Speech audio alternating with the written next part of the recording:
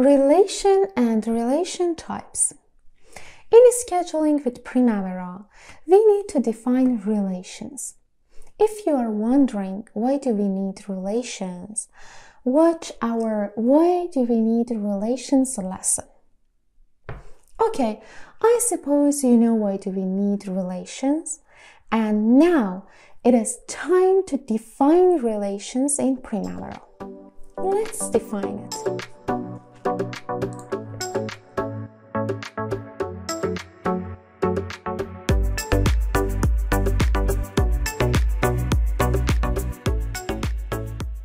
Here in Primavera, I've already added WBSs and activities. Now I need to link these activities together. Linking activity is divided into two sections: predecessors and successors. Predecessor is controlling the start date of the activity, as it is clear from its name. Another explanation of predecessor in dictionary is a starter. Predecessor controls the successor. Successor, as it is clear from its name, it is next in line. I'm gonna start linking. How to link activities in P6. Site mobilization is milestone. That's why I selected, and from General in this window, I change its activity type to Start Milestone. We can start site mobilization, and after the site mobilization finishes, we can start foundation. Just please note that this is not a real project. This is the sample. In our full Primavera course, I have talked and worked with full and real project. Let's back to Primavera. Here, I select Foundation. From this detail window, click on Predecessor. If you don't see this Predecessor and Successor tabs, right-click and select Customize Activity Details. From this window, select Predecessor and Add to List. And same, select Successor and Add to List. Okay, back to project. Now, I want to link Foundation to Site Mobilization. Foundation is selected, then select Predecessor and Assign. If you can't see a sign, just resize it.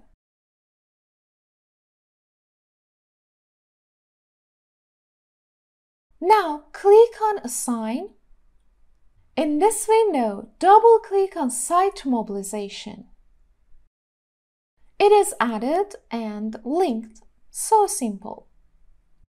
So for the next activity, again selected, from Predecessors, Assign, and in this window, double-click on the activity which it is linked to.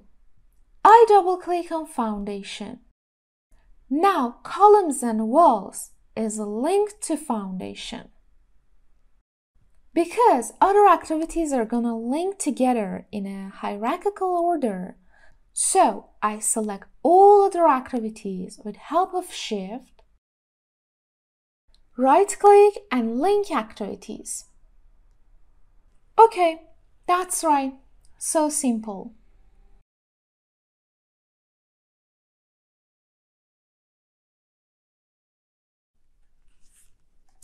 We have linked the activities together. Now it is time to see what's going on this detailed window. Let's take a look at it. Okay, I select Foundation Activity, and in Detail window, under Predecessor, I see it is linked to Site Mobilization. We have linked to site mobilization. But we have other tabs here. If you see, we have relations, lag, activity status, and primary resources. I'm going to talk about relations in this tutorial. Let's see what FS means. Type of activities. Actually, we have 4 types of activities: FS, SS, FF, and SF. The most common type of activity is FS. FS means finish to start, and it means the predecessor activity finishes and this activity, which is linked to predecessor activity, starts. SS means the start of the both activities must be the same. So, can you guess what is FF? That's right. FF is the finish of both activities is the same.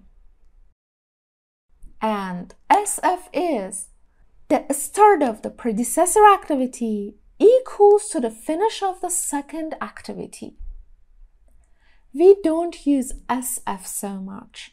Actually, I can say it is the reverse form of FS, which is the most common used relation type. Here I said, when site mobilization completely finishes, I can start foundation. So, I use the relation type as FS. For columns and walls, it is the same. I say, when foundation completely finishes, start columns and walls. The structural works and clay tiles are also the same. But for masonry works, I say, let's start with the clay tiles start date, and it is SS.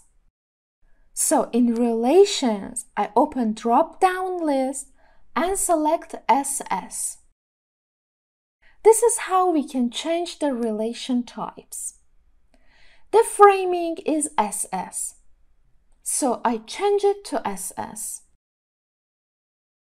And the gypsum board is FF. I mean, the finish date of framing is the same as the finish date of gypsum board activity. Relations are finished here. Now I want to talk about lag. What is lag? Lag is delay. Okay, in relations we say we can start the activity after finishing that activity in FS relation type. But we didn't say with how many days delay. Maybe with 1 day delay, 2 days delay, or no any delay. Or even we can start before the finish date, so it gets minus. In lag part, we can type delay days. I select foundation, and in lag, I type 3. I mean, we finish site mobilization, then after 3 days, start foundation. Select columns and walls, and in lag, type 4. I mean, when foundation finishes, after 4 days, start columns and walls. Select structural works. Lag is 3. Select clay tiles. The lag is 1. Masonry works. Lag is 2. And the relation type is SS. It means we start clay tiles and masonry works at the same time, but with 2 days delay. So we start clay tiles, after 2 days we can start masonry works. Framing is 2.